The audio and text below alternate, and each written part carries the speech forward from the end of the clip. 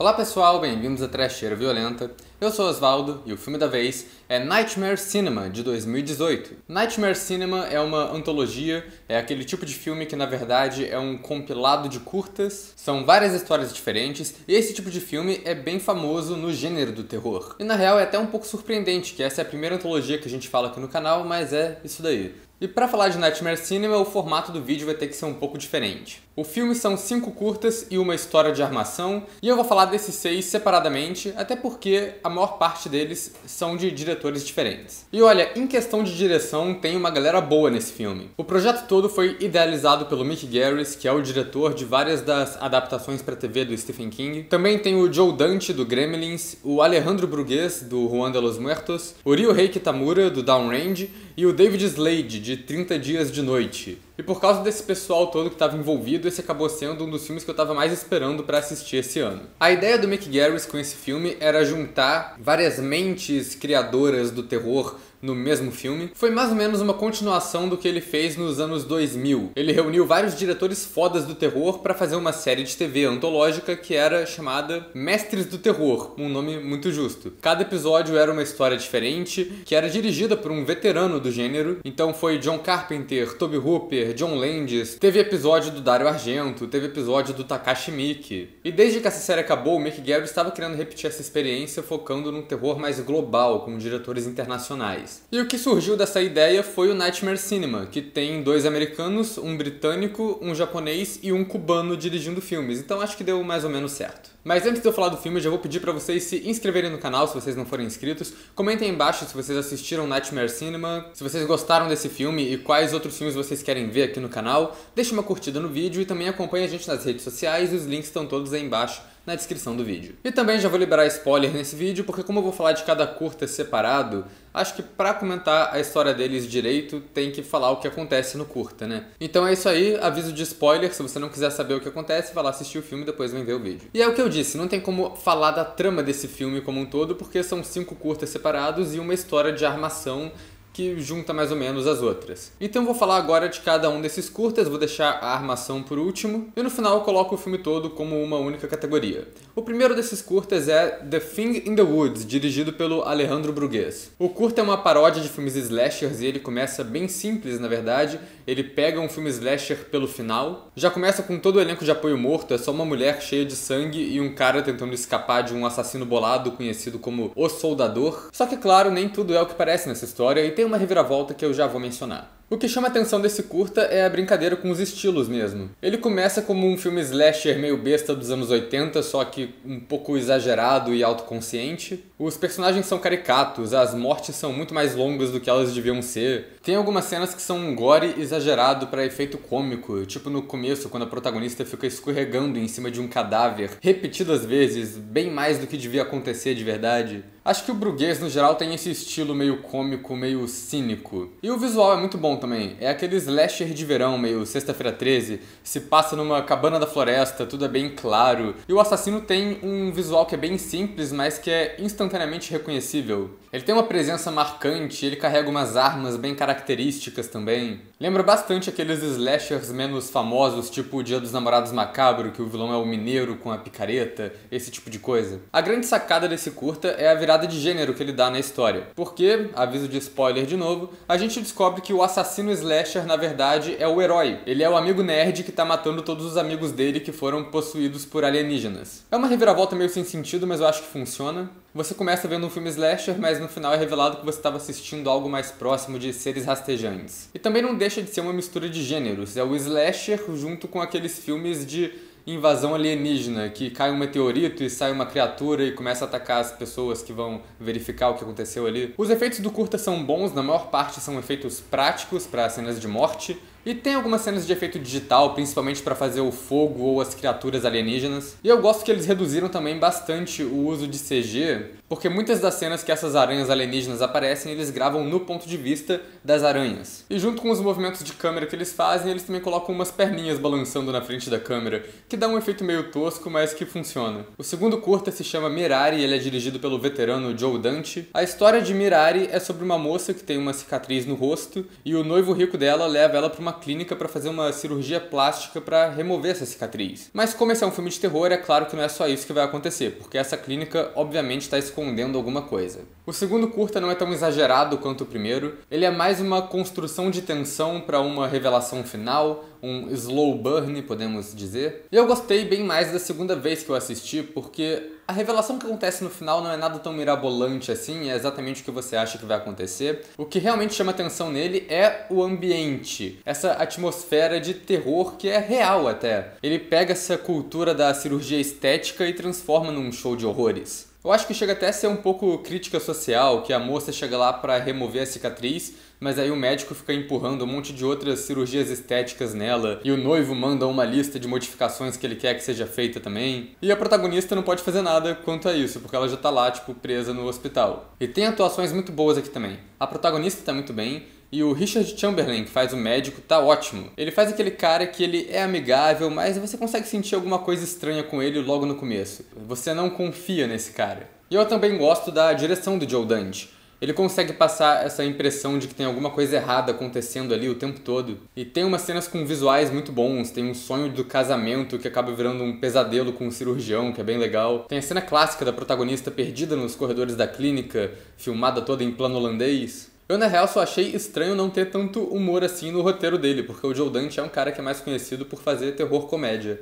Mas acho que tá bom. O terceiro curta é o Mashit, do Ryuhei Kitamura, e eu li umas críticas e comentários na internet falando que o curta não fazia sentido, que um monte de gente odiou esse curta, mas eu acho que ele foi o que eu mais gostei dos 5. O curta parece uma homenagem aos terrores sobrenaturais dos anos 80, principalmente aos filmes do Lucio Fulci, e a história é sobre um internato católico que tem várias crianças, que é atacado por um demônio chamado Mashit. O demônio possui quase todas as crianças do lugar e a freira e o padre têm que lutar contra esse demônio, o que acaba numa grande trecheira violenta com sangue e efeitos e a porra toda.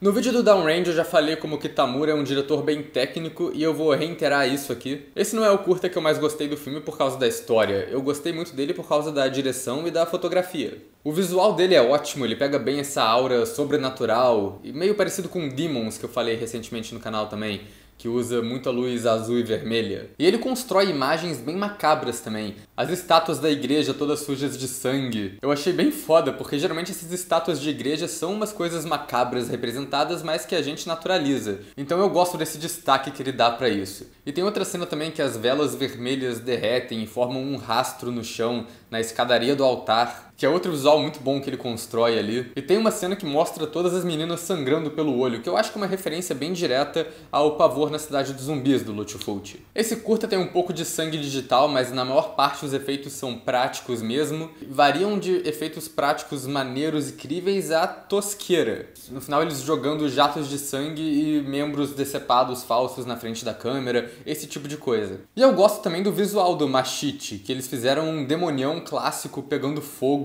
E aparentemente eles gostaram muito do design também, porque esse demônio virou o pôster do filme. Como eu disse, eu gostei muito da direção também. O Kitamura faz uns movimentos de câmera legais, tem aquele plano giratório aéreo igual em Downrange. Ele brinca com a expectativa do susto entre alguns cortes. E eu gosto que ele até faz umas piadas com mensagem subliminar, porque direto no curta ele pisca umas imagens do demônio Mashit em um quadro só no meio da cena, fica parecendo aquela coisa meio Clube da Luta.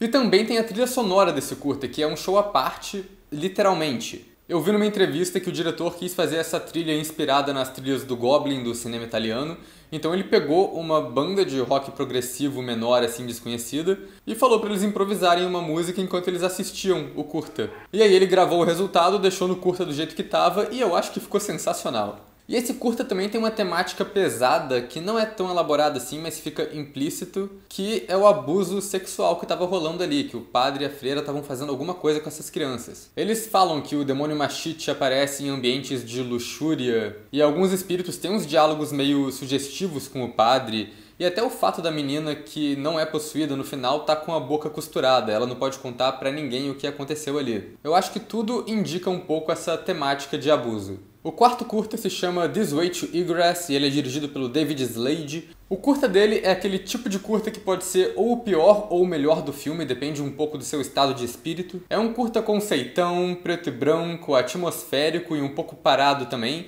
que tá bem mais próximo de David Lynch do que da trecheira que foram os outros três. E eu gosto bastante desse também. O curta estrela a Elizabeth Reeser, do Maldição de Residência Hill, e ela faz uma mulher que tá numa sala de espera de um médico porque a percepção de realidade dela tá mudando e ela não sabe se ela tá ficando maluca ou não. E tem todos esses efeitos, que o cenário que ela tá vai ficando cada vez mais sujo e bizarro. E a mesma coisa acontece com as pessoas, que vão ficando distorcidas também, com uns efeitos de maquiagem pesados. E eu gosto que não é uma transição bruta que acontece do nada, é uma transição que vai acontecendo aos poucos ao longo do curta. Você vai vendo as modificações sutis que vão acontecendo ali. Mas o curta é um pouco parado e na metade ele fica bem a Elizabeth Reeser só indo de um lado pro outro, meio perdida, sem saber o que tá acontecendo. Mas a atuação dela e a direção do David Slade conseguem manter isso interessante o tempo todo. E eu gosto também que ele começa como um terror surreal, mas vai ficando mais ficção científica pro final. Você descobre que é uma coisa meio Twilight Zone, ela fica deslocada da realidade dela e se perdeu em um espaço entre as realidades ou alguma coisa assim, pelo menos foi o que eu entendi. E eu acho que também dá pra enxergar esse curta como uma alegoria à paranoia ou à depressão ou algum outro distúrbio psicológico desses. Porque ele é sobre essa personagem que não conseguiu superar um evento traumático e ela começa a ver o mundo como esse lugar estranho e hostil, então tem isso também.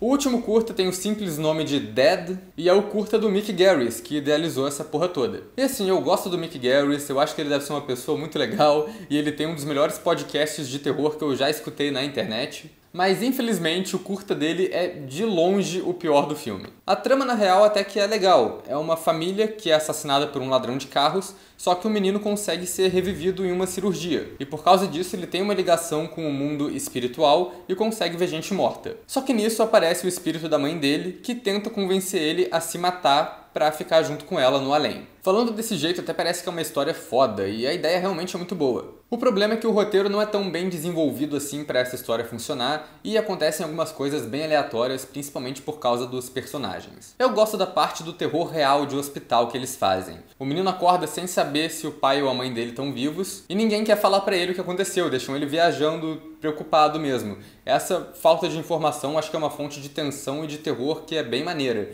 E o ator mirim, né, o ator que faz o principal, manda muito bem também, ele é uma das melhores coisas desse curta. Só que chega na parte do terror mais sobrenatural, com os fantasmas, e aí o filme perde um pouco do sentido. Porque o grande dilema dessa trama é que o espírito da mãe quer que o filho se mate pra ficar com ela. Só que ao mesmo tempo, ela mata a menina que tenta ajudar o filho dela. Então levanta a pergunta, ela não pode só matar o próprio filho pra ele ficar com ela assim e pronto? Já é estabelecido que ela tem esse poder de matar gente que enxerga fantasma, então por que não? E a outra parte estranha da trama é que esse ladrão de carros que atira na família, ele quer tanto preservar a identidade dele que ele entra no hospital pra matar a criança. Só que o cara, ele sai matando gente no hospital também e, tipo, não faz sentido nenhum ele fazer isso. Porque só vai ter, tipo, mais testemunha, mais caso contra ele. Eu imagino que tenham câmeras de segurança no hospital, então vai todo mundo ver a cara desse maluco. Ele não usa uma coisa pra tampar, sei lá, não fez sentido nenhum pra mim essa história. E até o protagonista tem seus momentos de estupidez nesse filme que não fazem muito sentido. Tem uma cena enorme que o menino se esconde lá no mortuário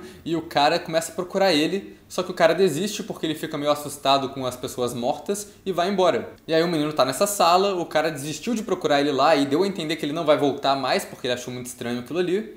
E aí o que o menino faz? Ele imediatamente sai da sala e vai se esconder em outro lugar onde o cara acha ele. Isso não faz sentido nenhum. Então eu acho que esse curta teve um roteiro bem zoneado que não funcionou muito bem pra mim. E no final desse curta ainda tem uma parada muito brega, que é quando o menino tem umas visões do além e aparece uns fantasmas pra falar com ele com um cara de filtro do Instagram que é meio constrangedor, assim, é bem brega.